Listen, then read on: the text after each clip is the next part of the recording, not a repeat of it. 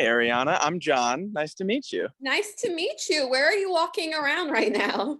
My everything is crazy right now. I am in full tour mode, so it's one thing to the next. From rehearsal to figuring out backline, figuring out everything we're gonna be taking. We're kind of just like going. So I was out, and I decided to just, you know what, let me jump out of the car, and I wanted to make time to spend with you a little bit. So yeah, I'm just kind of walking. Awesome. Well, it looks very pretty outside. So, how did you get your start in music to begin with? Oh man, this was just two friends' dream. I met this guy. I always sang. I moved to Nashville to try to figure out what it meant. Uh, I didn't really do much as far as I didn't really know how to be an artist. I just loved to sing.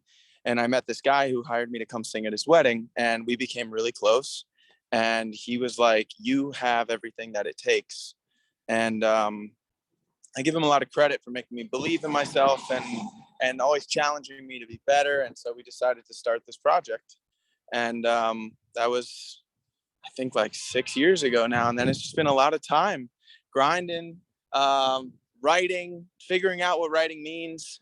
So the start was really just two best friends kind of crazy enough to take on the industry and saying we could do it, and we could make people connect, and we could make people fall in love with the music that we create. So it was a pure passion project from the beginning. Awesome. How did you come up with the stage name John K? We went through a couple, it was, I guess the mindset was either we do something crazy, like The Weekend or something totally a different brand, but the music felt a little more personal than that. And it felt right to just do a variation of my name. And John K just felt strong and easy to remember. So we rolled with it, and then it stuck. Awesome. So, what is your music influenced by? Like, you're from Orlando, which is super Yeah. pop heavy. And then you moved to Nashville. Like, what has influenced your music and your creation? I mean, everything and anything. I would say the biggest influence in my music would be my beautiful wife, who my main goal in the session is to write a song so good that it makes her cry. And then, so I have my muse, I have my topic in most of my songs. And then, sonically and musically speaking, we're pulling from everywhere, John Mayer, things that feel vibey, things that feel cool, updating it with a little bit of, we even looked into bands like One Direction when we were starting this, because it's tricky to kind of keep it center pop. And they did that in such a way that was so believable. And so I love John Ryan is a producer, and his artist project is John the Blind. He is kind of out there, but it's incredible, incredible music, guilty pleasure. And it's everything and anything that I hear. There's Cautious Clay, little melody line or concept. I'm like, that is so fire. Like they did it. That was a great, great job. So everything, a beautiful day like today can inspire a song. Yeah. And you just became a father a couple months ago. Congrats on that. I Has your did. son kind of influenced your music and your career? Absolutely. I mean, this has been the most incredible 6 months. You think about absolutely everything, and you want to really become the best version of yourself when you look and you're holding new life. It really, all the cliches are true. It's mind blowing. It makes me want to just, anything that didn't serve me is gone, is done. I'm like, all right, I want to show him this. I want him to be I'm thinking about, when do I want him to play piano? When do I want him to do this? Do I want him? He doesn't have to do music if he doesn't want to. He can do whatever he wants. So it's been incredible and inspiring just to be the best version of myself, and that is reflecting itself in the music. The music is feeling light and kind of just feel good. Timeless and feel good are two of the words that we throw around in this project. And not getting too heavy, just kind of music that you put on when you want to be in a good mood. And I think that's where I'm trying to stay, especially with a brand new baby. Yeah. And where did you get his name from? It's Brees, right? Yeah, like Drew Bress. Oh, that's cute. My wife's a big Saints fan, and we were sitting on the couch one Sunday morning, and she was like, "Dave, what about Brees?" And at that time, she's probably like 6 months pregnant. I would try names on. So if she would say, "What about this name?" I'd like kind of call him, that name in her belly, and I just never stopped calling him Brees. I loved it. I was like, "That's it. It stuck." And yeah, I mean, what better role model than Drew Bress? I mean, he's a champion, a professional, a great role model, like a strong leader, like everything very disciplined, all the things I would hope that Brees would be. So yeah, it stuck. I like it. So you recorded a lot of the album during quarantine. How was that process like? We recorded a lot of 2 albums during quarantine. Well, we couldn't go anywhere and we were stuck, we were like, well, what can we do? Well, I guess we have all these songs that we love. We could finish those. Okay, cool. We finished those. Why don't we put those out? All right. Well, now we're doing Zoom sessions just like we're doing, and we're throwing ideas back and forth with writers from all over the world. I work with people in the UK. I mean, the Zoom thing kind of opened up all the possibilities of what songwriting could be. And I still prefer to write in person, but it's possible to write on Zoom. And we just kept working, 3-4 sessions a week I would do on Zoom from Orlando. And I loaded up on all these ideas that I liked. And then, we just started working on a select few and came up with the whole In Case You Missed Me project, basically all inside of quarantine. And it was stressful and hard. And there was definitely more challenges than when you're in person. But we were able to pull it off. So it was difficult.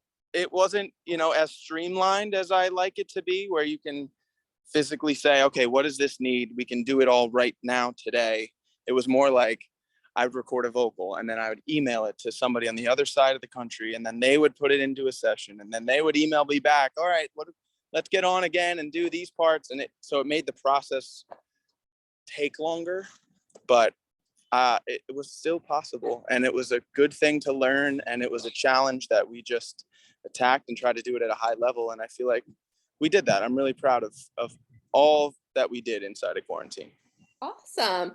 And what was your inspiration about behind your song A Lot, your newest single? A Lot, we were at a camp in Nashville in person, one of the first in-person camps that we did. So it was 5 days of writing, and it was this I remember this guy Ben, who I had just met, came in, and he's like, I was driving on the way over here and I was just thinking about how often we say the word a lot. And I was like, a lot. And then we started throwing around like different little things that we just kept coming back to, a lot being that word that we don't even realize how much we say. And there's never really been a song about it. How could we exploit that in a way that makes it like a story? And the most natural way to fall into it was, I think about you a lot, just that simple sentiment of just not being over somebody or just still having somebody on your mind. And then, the inspiration just came straight from, I was thinking about, if for whatever reason I couldn't be with my wife. And so it was hard to even go there, because I don't see any version of the future where I'm not with my wife. But if I wasn't, or I messed it up or whatever, I would definitely think about her a lot and wish I could undo whatever stupid thing I did to get there. So I always go back to my wife. I always think about her, and if it's not a direct concept about how much I love her, and it is kind of a song about separation or regret or longing or missing somebody, it's still about her in my mind, at least. Yeah, I love that it's catchy, but like very vulnerable at the same time. So I love that about it. So I appreciate that. oh, you're welcome. So you recently, a couple months ago, did like your first live show in 2 years. How was it going back to performing music live in person? Incredible. It's why I got into this in the first place. I am in my element when I'm on stage. I love the adrenaline. I love the connection with the audience, being able to be in the same moment together and share that moment with music. There's nothing like it. I think it's the highest form of being connected with multiple people at the same time. It's just when you're engaged in this back and forth excitement, and it was amazing. And not only that, just to see that in quarantine we managed to somehow grow and actually have more fans and more people knowing the music when we came back out of it. It was incredible. So I couldn't be more excited to continue to play these songs live. I learned so much more about myself and my process, and it's so healthy. And it's a way to connect with the people that keep me going, and the reason that I continue to do this, you know, outside of obviously doing it for my wife and doing it for my partner, and all the people that have believed in me to do this. Outside of that, it's all for the fans. So it's good to connect. What is the song you're most excited to perform on this upcoming tour? I'm most excited to try out a lot because it just came out, so I haven't had the direct feedback from it yet or see how it's going to react. And you know, we've made some changes to spice up the live arrangement a little bit, so I'm excited to see, because it feels like one of those songs, because it is so catchy and so repetitive in ways, that I want to see if the crowd will sing that with me by the end of the song. Like, I think about you a lot, and get the whole crowd going, you know, like that's what I want to do with that song. So hopefully that one hits like I think it can. And what are some essentials that you have to bring on tour? Oh, you know, the hardest thing I think about being on tour is being any sort of consistent in your discipline with eating. So avoiding fast food, I just actually earlier today went out and got like a ton of like teriyaki beef jerky, like cashews and nuts, and like you go into it trying and telling yourself you're going to be disciplined and healthy, and I'm going to run every morning, and I'm going to get up early, and then you get out there and you just drove 400 miles and went straight to the show, and now it's late, and you're like, well, like McDonald's does sound pretty good, I guess. So pray for me. I'm going to try to be disciplined. I'm going to try to, so yeah, that, and the other stuff. What is it? Toothbrush, Listerine. You got to have fresh breath on the road. Gum, huge one. Always have gum in your backpack. So you're going in to meet some radio people, or you're going in, you want to make a good impression. You want to have good breath. Sure.